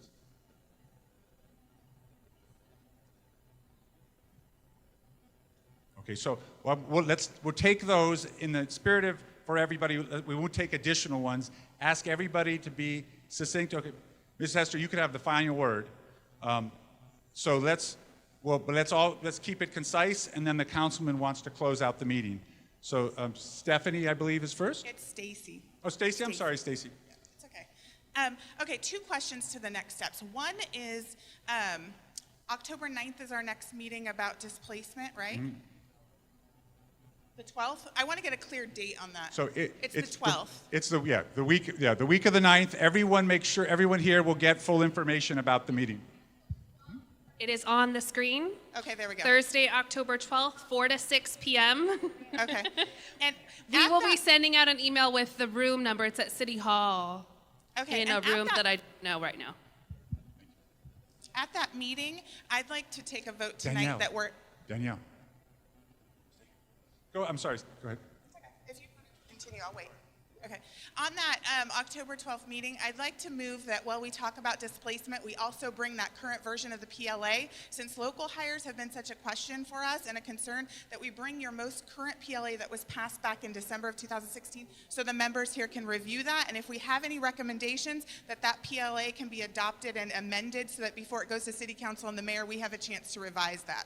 That's one thing. And then second thing I wanted to ask was, when we amended the bylaws before, we said that City Council was not voting on these packages, that they would have a workshop, but they were not voting, that the mayor was going to be the next step. And right now tonight we heard that City Council, and that is not, I think, what we had discussed before. Yes. So, yes to bringing the PLA to the meeting. Okay, and I know I told you on Monday I'd upload it on the website. Haven't done it yet, but I will do that. I haven't seen it yet. I've been waiting, and that's why I'm bringing it up again. We've been a little busy. Okay. So yes to that, and then the council issue. Okay, so we have not been saying that we're taking it to a council for a vote before tonight concept. they said they were taking it to the vote. So the way the process works is that we're not taking it to a vote before we submit for the concept. So if you look at the calendar, after the 12th, the next timeline for us is October 18th when the city submits the grant proposal. Okay. So it's not going to council before that date. There is a council workshop. Workshop. Okay. Workshop, not I just want to make vote. it clear that it's not a vote, it's a workshop, because that's what we had discussed. Yes, all council workshops are public. Question, Luisa? Or Luisa's right behind you. Oh, sorry. She answered, or she okay. partially answered. So just for clarity, what was going to be a council workshop on the 18th or the 11th, I can't remember what date was originally scheduled, is not happening until early November. Correct. Sometime, and we'll be notified about that. Yep. And it will not go to a vote. The submission of this package will not be presented or go to a vote to council. No, that's not true. The city council has to adopt this to send it up to the state. So if that wasn't clear, obviously the city council, to send this up to the state with the recommendation of the mayor, the city council has to vote. We have to appropriate funds. So yeah, the city council will be voting on this. So will the council vote on it then before it goes to the state? And when is the submission for the state then? Submission is November 30th. Right, the final app. Final, yeah. Okay, so sometime between now, sometime, so the date of the 18th, city submits concept to Strategic Growth Council, that is not happening?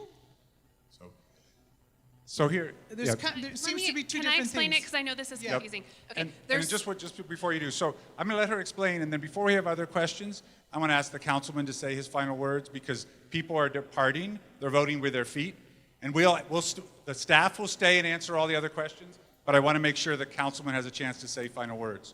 So go ahead and answer the question, and then we'll get final words, and then we'll stay to answer other questions. So there are two pieces of this process. So what happens on the 18th is that a concept application gets submitted. So that's what's going to be worked on based on the vote tonight, is all of the projects that were voted on are going to keep getting screened, keep getting refined, get all the documentation in order and the narrative, and that gets submitted on the 18th. The state will then look at that application, they'll review it, they'll send feedback, they'll either accept or reject it, and if they accept it, they will probably have comments. Those comments will come back. If the state accepts it, then the city has to then work to refine it, and that gets submitted back to the state, what they call the full application, on November 30th. Between the point that the city gets the feedback back and the 30th, that's when it's going to be taken to the city council for a vote on the application. So I just want to give the councilman who's given us this space to have this process the final word, and then all the staff will stay to answer any other questions, because I want us to end as a group. Well, listen, and I promise not to be long, but what I wanted to say, I've been relatively agnostic through the process. I didn't, and I tried to do that on purpose, to not try to sway votes one way or the other. And I wanted to make sure that this process was fair. But when I started this several months ago and a couple years ago, when we had the opportunity for transformative climate communities, and the word transformative and catalytic was a part of what was supposed to happen. I don't know if you all understood what happened tonight, but what we saw from where we started to where we ended was transformative for our community. What you saw was people from Southwest Fresno that stood up and celebrated with people from Chinatown and downtown on their projects. What you saw were people from Chinatown stand up and celebrate wins for Southwest Fresno and downtown. And you saw Chinatown stand up and celebrate with people from Southwest and downtown. I'll tell you that I don't know if you understand how historic that is for this community. When this process started, you all remembered that there was a tribalism attitudes that were happening in here. I'm just being honest with you guys. And I remember sitting with some very special people a while ago, my friends at Leadership in BHC, and we sat with Ashley Swearingen. And we had breakfast a while ago, and I said, what I expect from them and from us is that this community would come together in this process. And we had the unique opportunity to do that. And it happened. And so what I am happy about today is I sit here and I saw the transformation of a community, not just because of projects, but about relationships, about new friendships, and about a shared desire for success. TCC is supposed to be about that. And Fresno proved that it can work.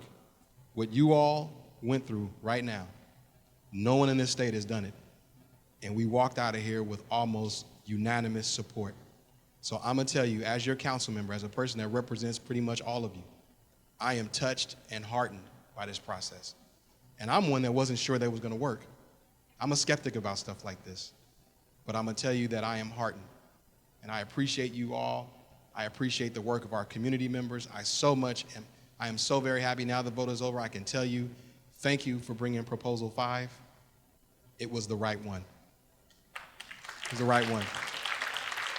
So, and lastly, I want to thank two really important groups of people. One, I really, like I said, I was a skeptic about this process, I told you all, but I've got to take a moment and thank my friends from Leadership Council and BAC. Where's my friend Sandra? Oh, and then Veronica. Okay, and Gracia. I want to say this because, listen, they pushed me very hard, and I push hard back. We fight for the same things. We don't always see eye to eye, but I appreciate your advocacy. I appreciate your support. I appreciate where you took this process in this community. Thank you for pushing. I appreciate that. And I want to say that publicly now that we won. And last but not least, this person isn't here. I got to thank Ashley Swearingen. What you all saw today really was what I consider a magic trick. If you all knew and understood where this started to where we got to today, and the advocacy that Ashley Swearingen did, not only as our mayor, but as a private citizen to bring this to fruition today, it is nothing less than extraordinary. And I'm sad that she's not here to hear this, but Ashley Swearingen is one of the best advocates I've ever seen for the city of Fresno. We used to joke and call her a cheerleader, but if you guys see how she works, if you see how she thinks, the drive that she has and the love that she has for Fresno, you all would appreciate her the way that I do. So I'm going to tell you, as happy as I am with this community, as proud as I am of all of us, as thankful as I am to my friends in leadership and BAC, to our community members in Southwest, led by Mrs. Curry, to come up with the right plan. We also had Ashley Swearingen, who was a very, very instrumental part in ensuring that these dollars came here and were spent here. So I just wanted to share that with you all tonight. I thank you for your passion and your commitment to this process. The fact that you all stayed through to all of this is a testament to how much you guys care about our community, and I thank you for that. And I look forward to lobbying my council members and colleagues to make sure that we pass this. We're going to pass it. I'm going to just speak it. We're going to pass it. Because all of you guys are going to show up at council, right? And you guys are going to make sure that's right. And you're going to make sure that we pass it just like it is, and we will pass it. And we will proudly send this to the state of California. Thank you all. Thank you, everybody. The staff will stay to answer questions, and if anyone can stay and help us rebuild the sanctuary, we greatly appreciate it. We need to put the seats back in place. Thank you very much.